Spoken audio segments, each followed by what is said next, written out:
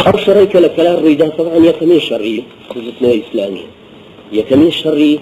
لا ينكل دجايتي شيء أو برامبر بإسلام بنيان برامبر بخزتنا إسلامي بنيان طبعا لحقيقة شرك شرعي إسلام وماركسيتي نكي ما يعلاني كين بل في السلام شيخ عزيز هروا أمام علي كأنداني برلمانه هم خلقت شو ساوي شو شكراوي إيه هذي بجاردو كجوای باوری به حوار و ديمقراطية هي أو أي أمر شرعي إسلام وماركسيتي كاتك ماركسيتي إستان ماركس خوي لقبرك يا لعنتي ليه دوربان شوف بناء كشي هالوشان أما أنت هذا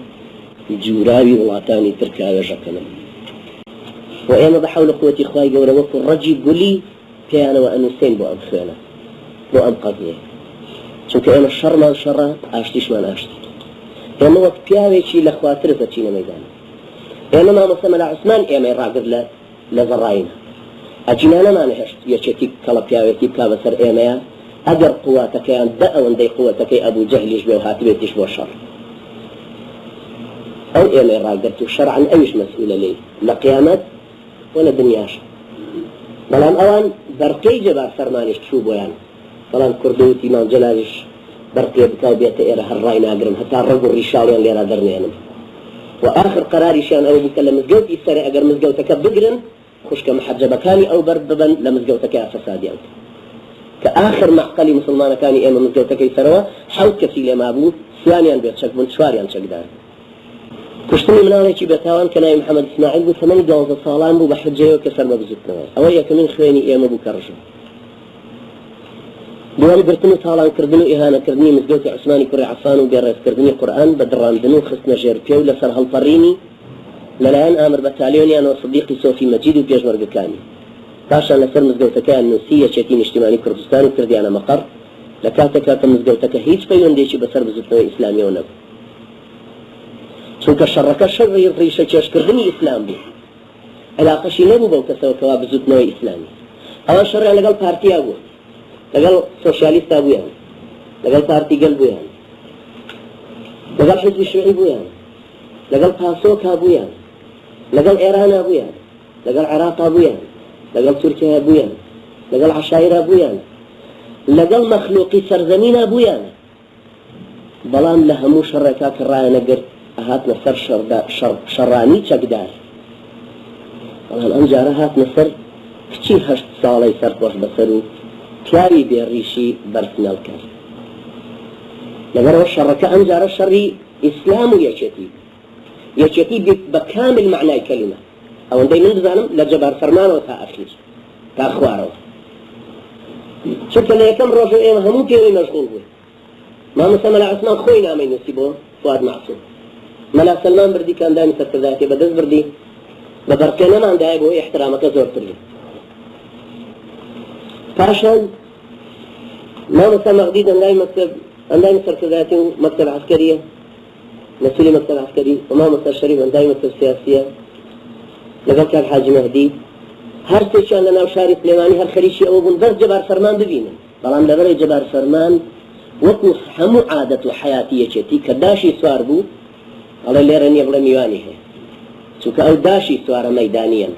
لەبەرەوەی مەدەدی بۆ ئەچێ نان و خواردنیش بە شەق لە خەڵک وەرەگرێ براکانی ئێمە محاصرن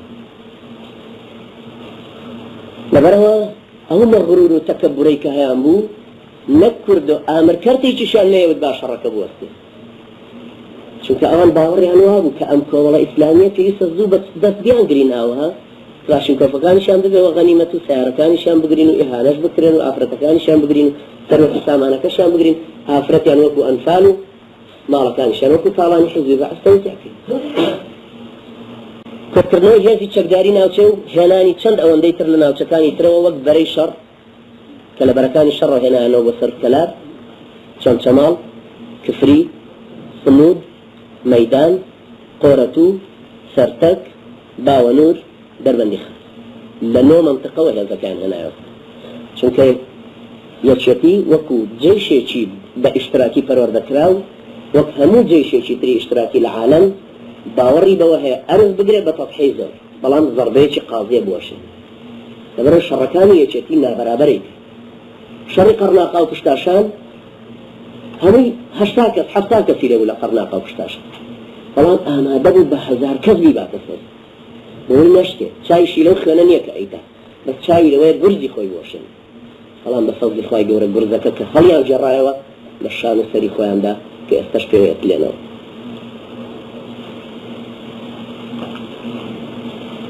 کە تەقدیرەکە هێزەکەیان بە 3800 شەڕانی بۆ هێزێکی کەمی بزوتنەوە کە لە هەردوو مزگەوتەکە 81 کەس 3800 کەس بەرامبەر بە 81 کەسی بزوتنەوەی ئیسلامی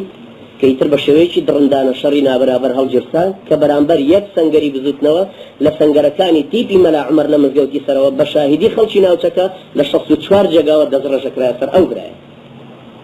پاشان ئەو برایە لە غەڵەتی خۆی هاتە دەرەوە تەمەنی 17 ساڵ بوو 6 مەخزەنی پێ بوو 8 فیشێکی پێما بوو برینداریان کرد و پاشان فڕیاندایە ناو بیرێکەوە هەر لەسەر ئەو شوێنە ڕووخاوە چونکە شوێنەکە خۆی ماڵ و حکومەت ڕووخاندێت شەشەم بەکارهێنانی هەموو جۆرە چەکێکی سووک و قورس هەر لە کلاشینکۆف و بیکەیسیەوە تا ئەگاتە تۆپی 106 مەیدان کە لەسەر جێل و بەرامبەر دەبابە و بەرامبەر مشاد بەکارهێنێت هەر هەورەبانەکەی مزگەوتی سەرەوە 5 RPG پێوە و تۆپی 106 پێوە ئاثاری RPG بە مزگەوتەکەی خوارەوە هەیە ئاثاری گولەوەک و خۆڵ وایە شوشە و شتەکانی هەموو کوندی و شکاون کە دیارە بڕندایەتێکە بڕندایەتێکە بەرامبەر بە ئیسلام زیاتر لە 15 چەکداری یەکێتی چوونە سەر مەقەڕی کەرتێکی بزوتنەوەی ئیسلامی لە باوەنور کە ژمارەیان 7 کەس لە باوەنوریش غەیری کەلاس کە ئێمە ئەو قووەتە زۆرەمان لە زەڕاین بوو ئەوان 3 یان 4 یا 5 کەسیان لە مەقەڕەکەی خوانە بوو لە زەڕاین ئەمانتوانی بە کڵاویان گرین هەر ڕعب و ترسی ئەوەی کە ئێمە قەڵەباڵغێک و زۆرین لەوێ کۆبوونەوە ئەوان لە ترس ئەژنایشتان بەڵام ئێمە خائین نین لەو عەهد و پەیمانانەی کە ئەیکەین کاتێکیش کە ئەمیرەکەمان پێمانە لە شەڕەکە با بەرابەر نەبێت هەرچەندە من وەکو عەسکەرێک پێم خۆش بوو بەرابەر بێت پێم خۆش بوو سلێمانیان لێ بکەین بە لوبنان پێم خۆش بوو ئەو پارەی بە تەزویر و شۆفن فرۆشتنی بەڵگەخانەی تەزویر و جرم و سەفاچێتی پێیان کردبەوە وایان لێ بکەین نەزانن چۆن بیخۆن بیدەن بە دەرمان بۆ گیانیان چونکە ئێمە هەرچی هەمانە ئەوەیە کە لە جێفانەکانمانە کە پارەی بەنزینەکەمان پێکۆ نادێت حەزمانە کردوایان لێ بکەین لێیان بکەین بە جەهەنەم و بۆ خۆمانی بکەین بەو بەهەشتەی کە ئێمە دڵمانی تیا مرتاحەتی کافرێکی مەلعون و سەفاچی تیا پوشی ئێستا شەڕ کۆتایی هات نەتیجەی شەڕەکەش عەسکەریەن بە قازانجی ئێمە تەواو بوو سووک و ڕسوایی و چاوشۆڕی سەربەرۆژێری بۆ یەکێتی نیشتیمانی کوردستان لە فەرۆکایەتی مام جەلال تاڵەوانی بوو هیلەکەی گەرمیان مێشولەی گەرمیان چاوی هەڵکۆڵی و چۆچی دادا و سمەکانی وردەوە دە کلۆربوون و مافەکەیان گرت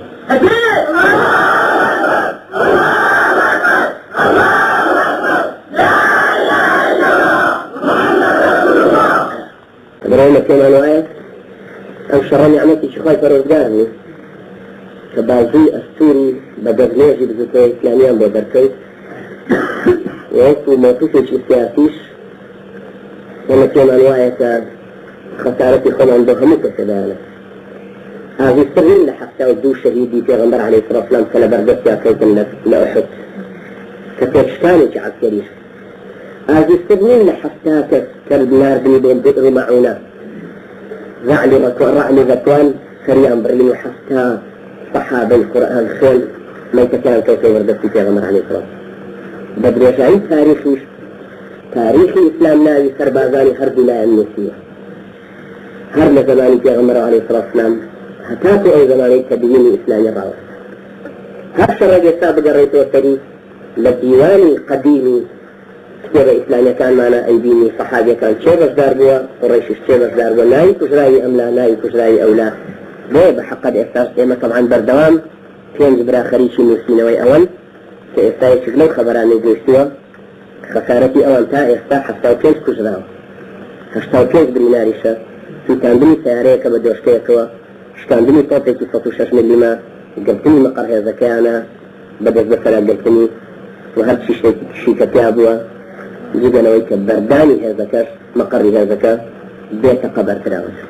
کە خۆیان هاتوونەتەوە لای لە کاتێکە شەڕی حەمار ڕوویدا ساڵی 82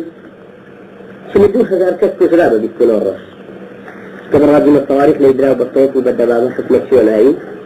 لسوريا. طبعا هر لكاتي شركاء مسيحي مسلمان بوني بس يندايتها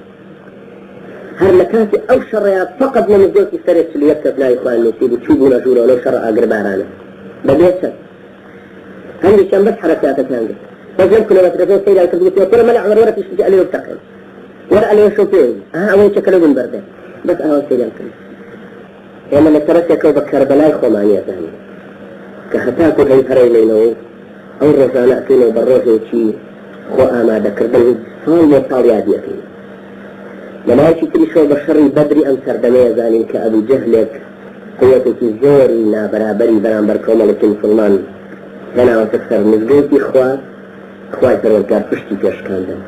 سمعي كيش عندن وهي ذكر بالاختلاف كان اختلا بين كردوس فلاني شيخ عزيزة كحرب الجال فلاني شيخ عزيز كحرب الجال بمسؤولي أو إشان شوك خواي ترولكار الله مولانا ولا مولا له وقتلانا في الجنة وقتلاه في النار كشرا كان لي متأكد الشهيد من يغمرش عليه الصلاة والسلام فرمي الجيان شاشان الشهيد يكون لقرطة دواء لقولي أو كسيبدي وطياش اللوان كشرا وكان أوان بقلي بإخوان للدنيا مشاهدة بالأبشتيان إخوان شو واجبي أنا يعني كنت الجاهلية الجواز يبنى خاطر يوان سلفي خلفي صوفي محجبين يشكروا هذا بس يكر بإسلام قريب شي قراوا هاتوا الإسلام جوازين خاطبين يشكروا لا يأخذون في مؤمن إلا ولا ذمة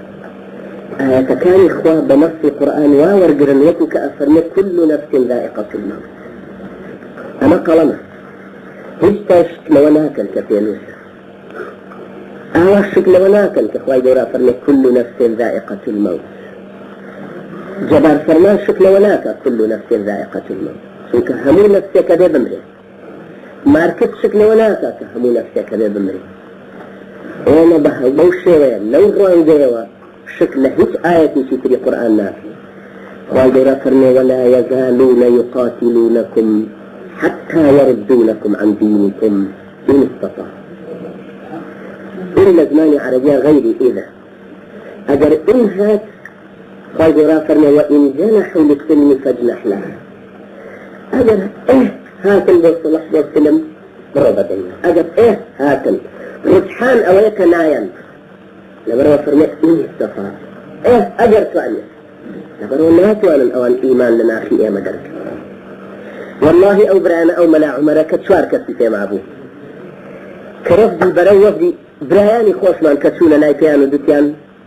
موقفك أوان الله بزيتنا إسلامي بروا كدروا وكان إيما أوشا كمان بيه هرقرت وبكيه وبمرين نسر الإسلام أو دوري شي قرسين وأذانين قبائل كان عرب هالقراونة ولا دين مش اقتداما بأبو بكر كأفرني أي ينقص الدين وأنا حي نظره يقبر عن إخوة ما نزانين شان نزانين شان فرور دابا ويشتي جناسين كيهودي أم كردان وإنت كنتين مذكرات وسيلة ليش إن شاء الله مذكراتك إخوان وسيلتي على السنة دي معلومة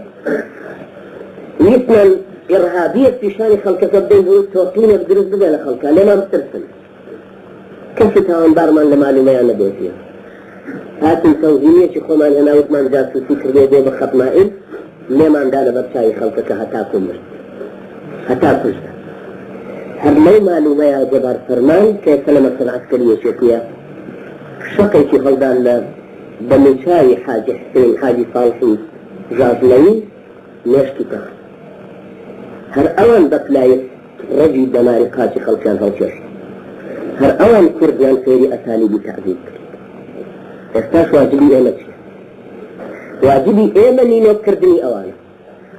بدرس كردني او جيشي في غمر اخوة فرمي عليه الصلاة والسلام لن يهزم جيش من 12,000 من القلة جيش الجون هزار كذبه لزعيفيا نا كجره لزعيفيا نا بزه لزعيفيا نا كذا لعددي كما نا كذا ورن باب بينا أو 12,000 كتر سكهي يعني هنا يخد بنو سوكو فيش مرقين هرني قوة شيء إسلامي بدأت إيما يعني داخلني سنورة كان لويك ميراتي أمر شر في كردة لقى تأودي شوفن ملشي من وتونية بتنيا ملشي أو كتشكل كري إيما وكرزاي إيما لدواي إيما جتاكو شوف لك استهلاك به ما في مجرمي سفاش يغنية تنجاه نفر فيش مرقي مجرمي وكو خوي بدواي بنيرك فقيريتك استغلال كردون رؤي للرقاء قرنك وشدان صارك بس صاكي بينا وبردستي ورندا جوز هزار فيش مرقى كدرستي اواني قدرتي فيش مرقى اعتياز هيبانا يخوان بيوصل لبزتنا إسلامي بزتنا إسلامي ستري أم إسلامي هنا بكابرانشي سلفية صوفية إخوانية جختية كدود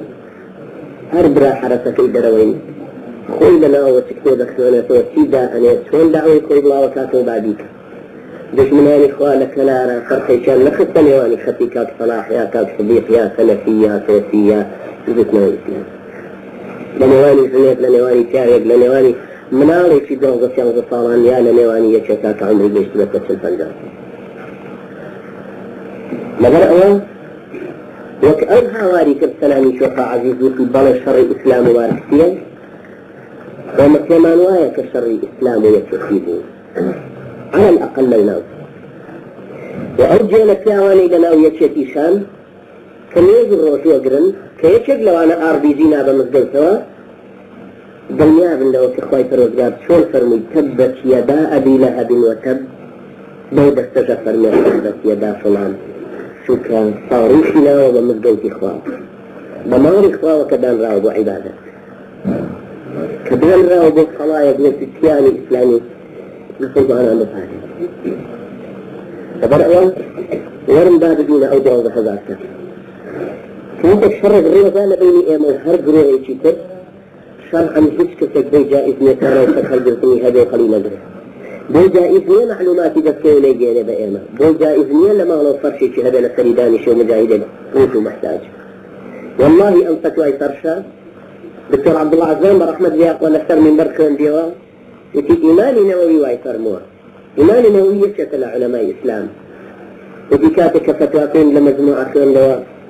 لمن على كان موجودكم أنكر شرطي أبره وكان بلد وكم أوامن أنفر شأبا أيضا مجاهدين أفغان لغروا مكيش هموك كذ دعوان نصر كردائتي بزيطنا إسلامي هي تفيش مرقب فصلي فيش مرقب خاطر فيش حمامة بسركاني خوي فيش مرقب ملا قورتنا فيش مرقب عبد الرحمن ملا عثمان قورتنا كبناوي إغاثة وطارك وكات فيش مرقب بزاف قورتنا كطارك وتوزيعك فيش مرقب علي قرداخي قورتنا كطارك توزيعك المسار غيري فيش مرقب بزيطنا إسلامي لهموك السوساوتر لهموك المغروسر اواني بيري لقل ايه مخاطبون ديني هندي شانواني صاحب جني مالبون اذن ما امدانا ولا بروين نامي امر يا النبي سنك الرجال انا كفياكم